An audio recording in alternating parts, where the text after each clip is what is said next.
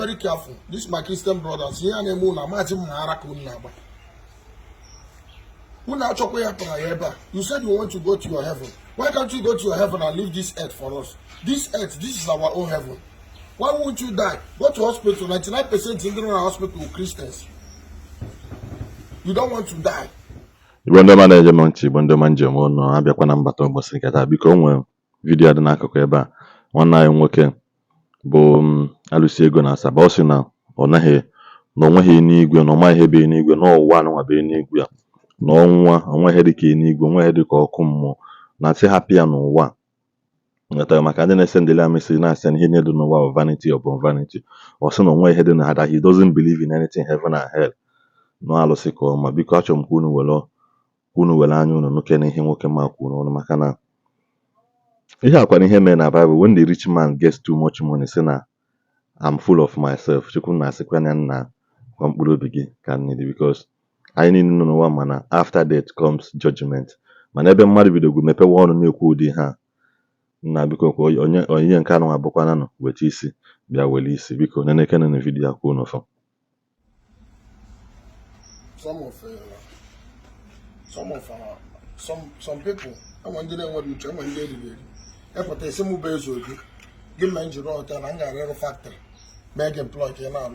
Are you a fool? Am I your politicians that is looting billions out of the country? They loot 2 billions, a JW and another man's land. The little money I make there, I use it and build small hotel so that I will employ people. I will employ up to 30 people. And I say Nanga factory. Do you know what it costs to build a factory? Do you know how many billions it will cost you to build a factory? You want me to go and build a factory? Where did I see money to build a factory? Why can't you build a factory? Are you a fool? Are you a coward? Am I building a factory for what? Why am I building a factory? Am I your politicians that is looting your billions?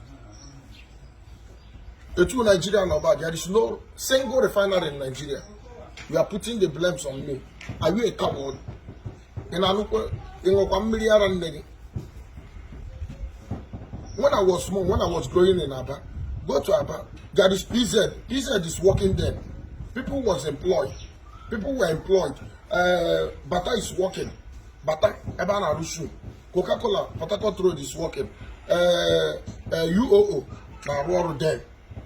Many factories, many companies, many factories. People was employed. People say, are you a coward? What have you done to the humanity? Be very careful. This is my Christian brothers. Here and Muna, Majim Marakunaba. You said you want to go to your heaven. Why can't you go to your heaven and leave this earth for us? This earth, this is our own heaven. Why won't you die? Go to hospital. 99% in the hospital Christians. You don't want to die. You don't want to go to your heaven. This is a place we are born. This is a place we are inherited. We will die this place. Why will you come out and start disturbing people that did not disturb you? They want to be careful.